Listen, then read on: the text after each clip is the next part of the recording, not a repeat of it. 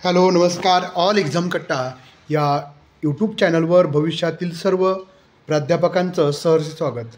मित्रांनो, आज आपण या व्हिडिओमध्ये MPSC मार्फत सहाय्यक प्राध्यापक अधिव्याख्याता पदभरती जाहिरात क्रमांक 114 115 या संदर्भातील अभ्यासक्रम व परीक्षेविषयीची महत्त्वाची माहिती जाणून घेणार आहोत. जर आपण या चॅनलला नवीन असाल तर व्हिडिओ आवडल्यानंतर व्हिडिओला लाईक आणि आपल्याला अशा पद्धतीच्या सर्व अद्ययावत माहितीसाठी चॅनलला सबस्क्राईब करायला विसरू नका. त्याचबरोबर आमच्याबरोबर जोडलं जाण्यासाठी याच व्हिडिओच्या खाली डिस्क्रिप्शन बॉक्समध्ये व्हॉट्सअप ग्रुप, त्यानंतर ऑल एक्झाम कट्टा टेलिग्राम चॅनल, ऑल एक्झाम कट्टा ॲप जो आहे, ज्यामार्फत आपण सर्व कोर्सेस सेटनेट आणि सहाय्यक प्राध्यापक पदभरतीचे उपलब्ध करून दिलेले आहेत. तर याच्या लिंक खाली डिस्क्रिप्शन बॉक्समध्ये दिलेले आहेत. तर चला आपण माहिती घेऊया. प्रिय अभ्यासक मित्रांनो, MPSC मार्फत घेण्यात येणाऱ्या सहाय्यक प्राध्यापक महाविद्यालयीन शाखा व अधिव्याख्याता गट ब भरती प्रक्रियेबाबत एक महत्त्वाची बाब आपण सध्या चर्चेत आहे. आपण जर पाहिलं तर अनेक जणांच्या प्रतिक्रिया आल्या होत्या की 30 एप्रिल 2025 रोजी इंग्रजी विषय, राज्यशास्त्र, अर्थशास्त्र, गणित आणखी 2 विषय अशा सर्व विषयांचा अद्ययावत अभ्यासक्रम आयोगानं प्रसिद्ध केलेला आहे 30 एप्रिल रोजी.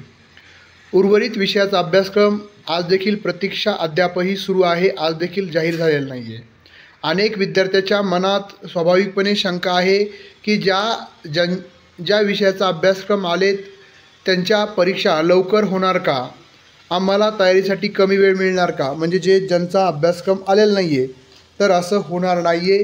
आता बघा, परंतु खात्रीलायक मिळालेल्या माहितीनुसार ज्या विषयाचे अभ्यासक्रम जाहीर झाले आहेत त्या विषयाची परीक्षा लवकर घेतली जाणार आहे.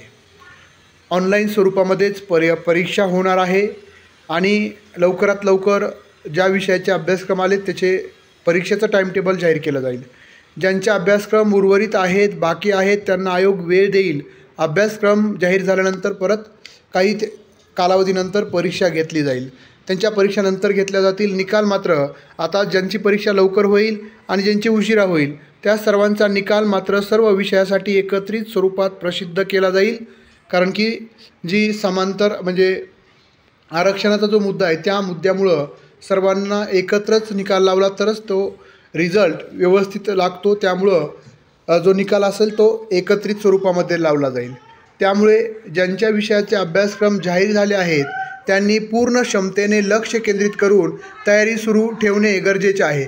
आणि ज्यांच्या विषयाचे अभ्यासक्रम येणे बाकी आहे त्यांनीही आधीच्या अभ्यासक्रमाच्या दिशेनुसार म्हणजे पेपर 2 सेटचा किंवा नेटचा जो पेपर 2 आहे त्याच्या अभ्यासक्रमानुसार अभ्यास करणं अपेक्षित आहे. आणि आयोगाच्या अधिकृत घोषणेची वाट पाहणंच योग्य ठरेल. लवकरात लवकर त्यांनी सांगितलेलं आहे की अभ्यासक्रम जाहीर होतील. बघा, हे लक्षात ठेवा, या स्पर्धेतील यश हे वेळेवर आणि योग्य दिशेने घेतलेल्या कृतीवर अवलंबून असते.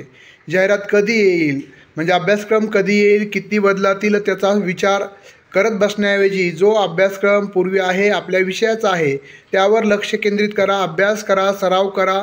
समर्पक पद्धतीने हे सर्व सातत्यपूर्ण करणं गरजेचं आहे. भविष्यात पुन्हा अशा पद्धतीच्या प्राध्यापक भरतीच्या संधी उपलब्ध होतील नाही होतील हे सांगणं महत्त्वाचं नाही आणि तेवढं सत्यही ठरणार नाही आहे. पण सध्याची जी संधी आहे ती योग्यरित्या हाताळली तर आपण नक्कीच तुम्ही यशस्वी होऊ शकता.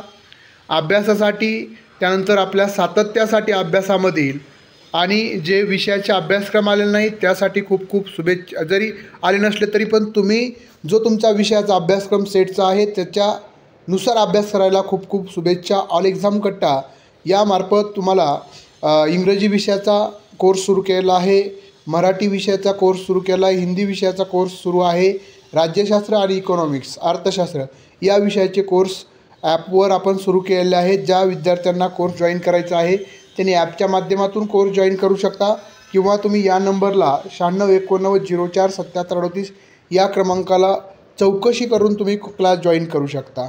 चालेल. परत एकदा अभ्यासासाठी खूप खूप शुभेच्छा. धन्यवाद.